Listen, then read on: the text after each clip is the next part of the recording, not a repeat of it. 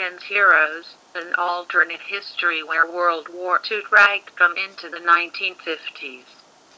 First off, for those of you who don't know, Hogan's Heroes was a comedy set in a World War II German prisoner of war camp. It involved Colonel Robert Hogan leading his band of prisoners on insane, harebrained schemes to help other prisoners of war escape and to sabotage the German war effort. It also seems to take place in an alternate history where instead of ending in 1945, the war just dragged on and on, possibly into the 1950s. The first piece of evidence is simply the length of the series. In the first episode, they clearly state that it is 1942. The show then goes on for 6 seasons.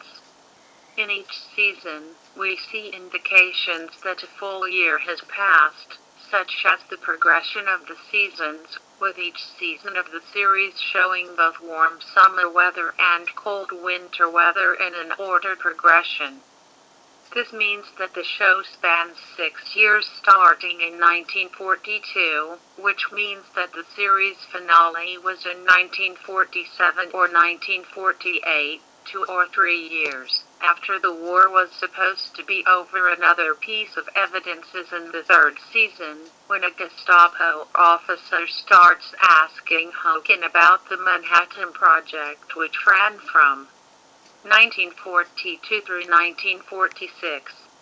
In Season 2, a German atomic scientist wants to escape with the help of Hogan and his crew, because he was getting real close to cracking the secrets of the atom bomb and he didn't want the Germans to have it.